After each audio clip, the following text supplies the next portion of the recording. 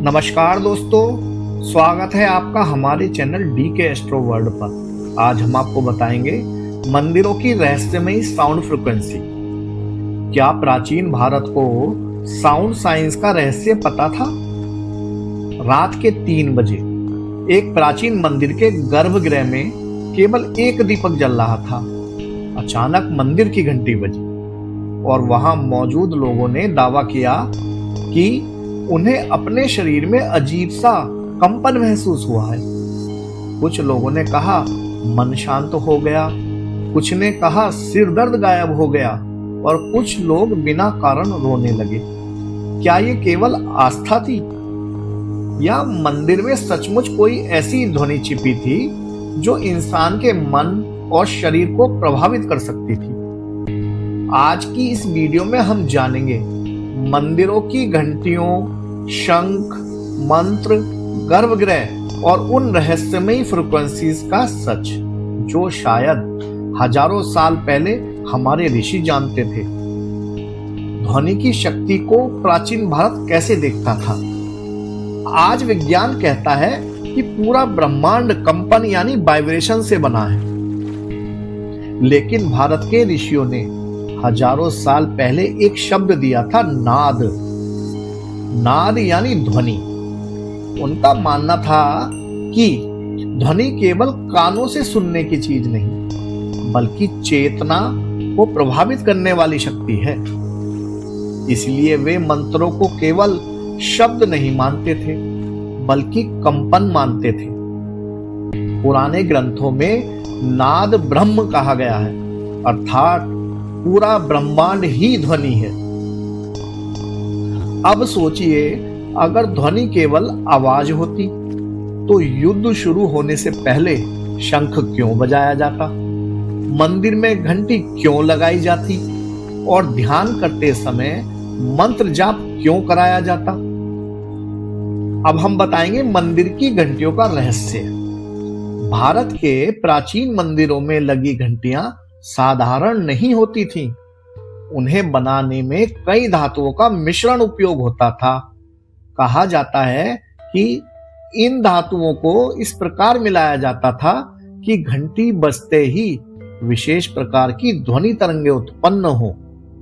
कुछ परंपराओं में माना जाता है कि घंटी की आवाज 7 सेकंड तक गूंजती है और शरीर के 7 ऊर्जा केंद्रों को प्रभावित करती है। विज्ञान की भाषा में देखें तो साउंड फ्रीक्वेंसी दिमाग की अवस्था को प्रभावित कर सकती है। जब लगातार एक गूंजती ध्वनि सुनाई देती है तो दिमाग की बीटा वेव्स धीरे धीरे शांत होकर अल्फा स्टेट में आ जाती हैं।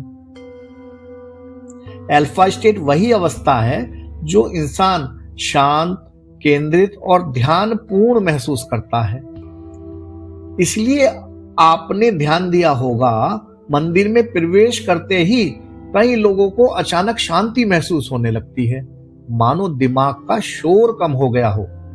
कुछ लोग बिना कारण भावुक हो जाते हैं, कुछ की आंखों में तो आंसू आ जाते हैं और कुछ लोग कहते हैं यहां आकर मन हल्का हो गया।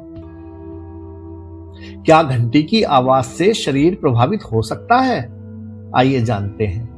आज दुनिया में साउंड हीलिंग थेरेपी तेजी से लोकप्रिय हो रही है। विदेशों में लोग तिब्बतन बाउल, हीलिंग फ्रीक्वेंसी और मेडिटेशन साउंड सुनने के लिए हजारों रुपए खर्च कर रहे हैं। लेकिन भारत में घंटी, शंख और मंत्र हजारों साल से मौजूद थे। कुछ शोधों में पाया गया है कि धीमी और लयबद्ध ध्वनियां तनाव कम करने के में मदद करती हैं। इसी कारण मेडिटेशन म्यूजिक सुनने पर लोगों का मन शांत महसूस करता है। हालांकि ये कहना सही नहीं होगा कि केवल घंटी सुनने से बीमारी ठीक हो जाती है, लेकिन मानसिक तनाव, बेचैनी और ध्यान की स्थिति पर ध्वनि का प्रभाव महसूस किया गया है।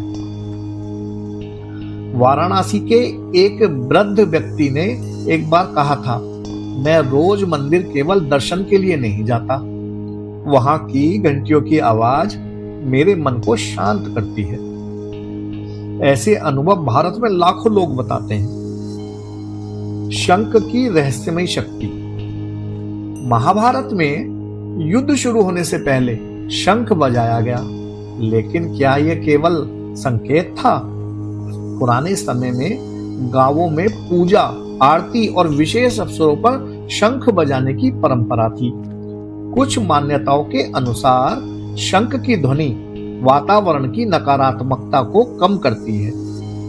आज विज्ञान यह मानता है कि तेज कंपन वाली ध्वनियां वातावरण और मनोदशा दोनों को प्रभावित कर सकती है।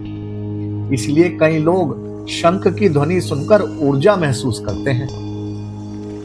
लेकिन मंदिरों का सबसे बड़ा रहस्य अभी बाकी है। अब मंत्रों की फ्रीक्वेंसी का रहस्य। जब कोई व्यक्ति लंबे समय तक ओम का उच्चारण करता है तो शरीर के अंदर कंपन महसूस होता है। ध्वनि तरंगे हवा में ही नहीं, शरीर के अंदर भी कंपन पैदा करती हैं। कुछ वैज्ञानिक अध्ययनों में पाया गया है कि मंत्र जाप और धीमी सांस लेने से तनाव कम हो सकता है। इसलिए ध्यान के समय मंत्रों का उपयोग किया जाता है। आज दुनिया इसे माइंडफुलनेस कहती है, लेकिन भारत में हजारों साल पहले ध्यान और मंत्र साधना मौजूद थी।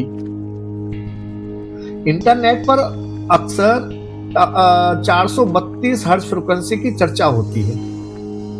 कुछ लोग इसे ब्रह्मांड की प्राकृतिक फ्रीक्वेंसी कहते हैं।